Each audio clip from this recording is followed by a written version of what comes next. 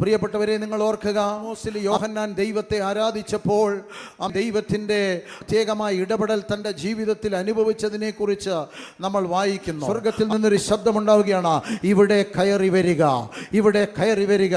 ആരാധനയിൽ ഞാൻ എന്താ പറഞ്ഞു വരുന്നതെന്ന് അറിയാമോ?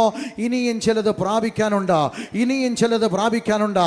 അടുത്തൊരു തലം തുറക്കേണ്ടതുണ്ട്, അടുത്തൊരു തലത്തിലേക്ക് നീ കയറി വരേണ്ടതുണ്ട്. ആമേൻ, ഹല്ലേലൂയ. എന്നും പതിവ് രീതികളുമായിട്ട് ഇരിക്കാൻ ദൈവം ആഗ്രഹിക്കുന്നില്ല. ദൈവം നിന്നിൽ ചില മാറ്റങ്ങൾ കൊണ്ടുവരാൻ ആഗ്രഹിക്കുന്നു. എത്ര പേര് വിശ്വസിക്കും? ദൈവം നിങ്ങളിൽ ചില മാറ്റങ്ങൾ കൊണ്ടുവരാൻ ആഗ്രഹിക്കുന്നു. ആമേൻ. മോശയുടെ കാലത്തുണ്ടായിരുന്ന അനുഭവമായിട്ട് നടക്കാനല്ല ആമേൻ യോശുവയെ ദൈവം വിളിച്ച് നിയോഗിച്ചത്. അതിനേക്കാൾ ഉയർന്ന ഒരു തലം, ഉയർന്ന ഒരു തലം. ഒരു ചെങ്കടൽ മുറിച്ച് അക്കരയ്ക്ക് കയറുക എന്നല്ല, അതിനപ്പുറത്ത് ചിലത്.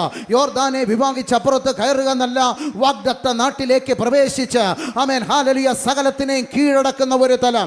ആമേൻ. ജയഭേരി മുഴക്കി മുന്നേറുന്ന, എരിഹോ മതിലിനെ വീഴിച്ചു കളയുന്ന ആമേൻ ഒരു അനുഭവം യോശുവയിലൂടെ വെളിപ്പെട്ടു. പിന്നെ ദൈവം അതുകൊണ്ട് അവസാനിപ്പിച്ചില്ല. പിന്നെയും തൻ്റെ ജനത്തിനു വേണ്ടി പുതിയ കാര്യങ്ങൾ, പുതിയ കാര്യങ്ങൾ. ഇന്ന് പകൽ വിശ്വസിക്കുക, പുതിയ കാര്യങ്ങൾ. ഇതാ ഞാൻ പുതിയതൊന്ന് ചെയ്യുന്നു.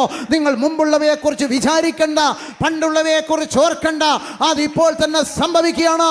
നിന്റെ കുടുംബത്തിൽ 2026 ചില പുതിയത് സംഭവിക്കട്ടെ. നിന്റെ വീട്ടിൽ പുതിയ കാര്യങ്ങൾ സംഭവിക്കട്ടെ. നിന്റെ തലമുറയിൽ പുതിയ കാര്യങ്ങൾ സംഭവിക്കട്ടെ.